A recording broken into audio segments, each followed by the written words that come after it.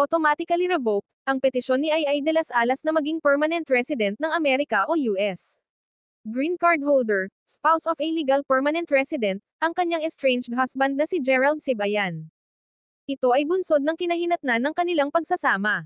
Pinaboran ng US Citizenship and Immigration Services o USCIS ang apela ni Ai, noong January 8, 2025, na bawiin ang kanyang petition for alien relative para kay Gerald.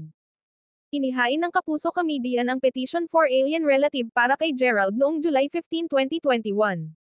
Nakasaad sa desisyon ng USCIS na may petsang March 17, 2025, after a thorough review of your petition and the record of evidence, we must inform you that the approval of your petition has been automatically revoked.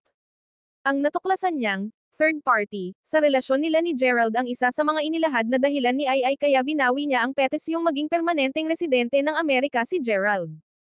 Kabilang sa plano ni Ai ang idiborsyo si Gerald matapos nitong makipaghiwalay sa kanya sa pamamagitan lamang ng mensahe sa Viber noong October 14, 2024.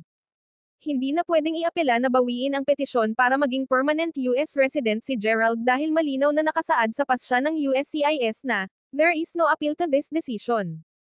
Maliban na lang kung maghain si Ai ng motion to reopen or reconsider, na imposibleng mangyari sa ngayon bilang nasaktan siya ng husto sa ginawa sa kanya ng asawa.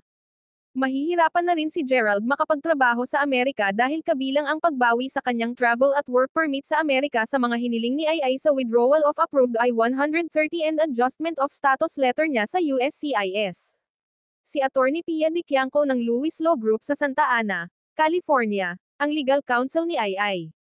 Inalam pa ang maaaring gawin ni Gerald tungkol sa pagbawi ni Ai sa petisyon para maging permanent US resident siya. Ilang buwan bago bawiin ni Ai ang kanyang petition for alien relative para kay Gerald, sinabi ng comedy queen na hindi niya ipaparevoke ang mga papeles ng asawa kahit nagkahiwalay na sila.